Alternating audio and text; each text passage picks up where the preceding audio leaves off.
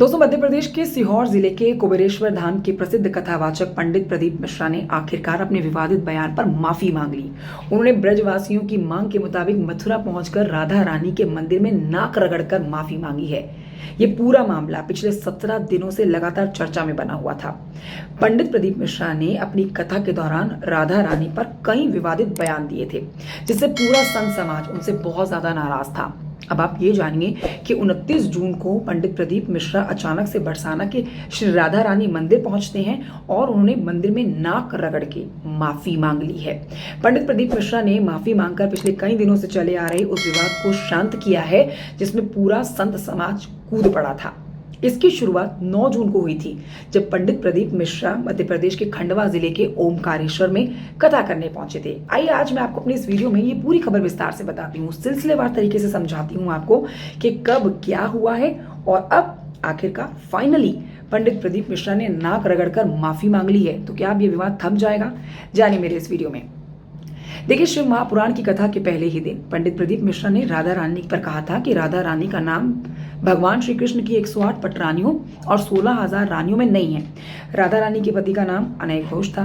उनकी शादी छाता में हुई थी। उनकी सास का नाम जटिला था। उनकी ननद का नाम कुटिला था। इतना ही नहीं, पंडित प्रदीप मिश्रा ने अपने वक्तव्य में यह भी कह दिया था कि राधा रानी का जन्म बरसाना में नहीं हुआ था, बल्कि उनका जन्म तो रावल गांव में हुआ था। और बरसाना में तो उनके पिता की कचहरी थी, जहां वो हर साल आया करती थी। अब ये जो बयान था उनका सोशल मीडिया पर वायरल हो गया। इस बयान के कुछ दिनों के बाद संत प्रेमानंद महाराज जी का एक वीडियो सोशल मीडिया पर हुआ वायरल, जिस पर मथुरा वृंदावन के रसिक संत प्रेमानंद महाराज ने तीखी टिप्पणी की थी। प्रेमानंद महाराज ने कहा कि भाई, प्रदीप मिश्रा अगर उनके इष्ट के बारे में कुछ भी बोलेंगे तो ये बर्दाश्त नहीं किया जाएगा। साथ ही उन्होंने उनके कथावाचक होने पर भी सवाल खड़े कर दिए थे। प्रेमानंद महाराज का वीडियो सामने आने के बाद ब्रजवासियों ने एक सुर में प्रदीप मिश्रा का विरोध करना शुरू कर दिया।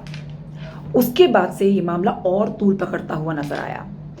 ब्रज क्षेत्र में प्रदीप मिश्रा का लगातार विरोध हो रहा था।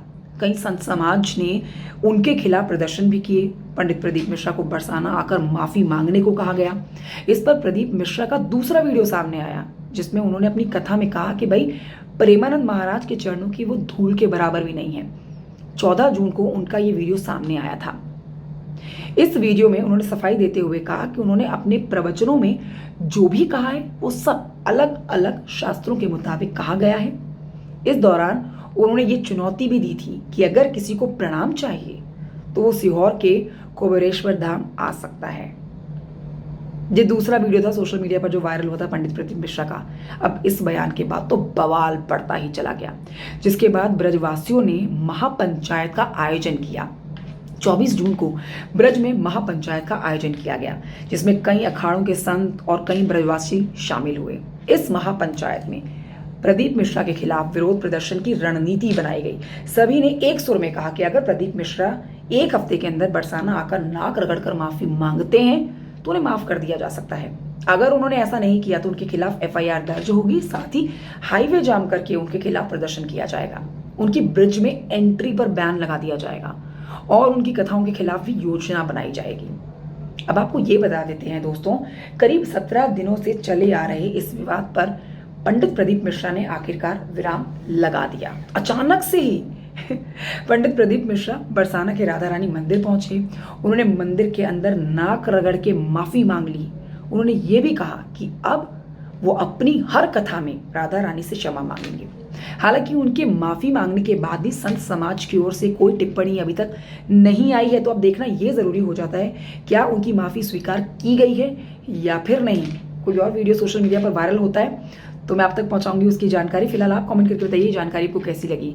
नमस्कार, मेरा नाम कंचन डोगरा नेगी है। अगर आपको ये जानकारी अच्छी लगी तो वीडियो लाइक कर सकते हैं, चैनल को सब्सक्राइब भी कर सकते हैं। इस तरह की महत्वपूर्ण जानकारी अब तक मैं लेकर आती रहूंगी। Thank you so much for watching. जय हिंद, राधे राधे।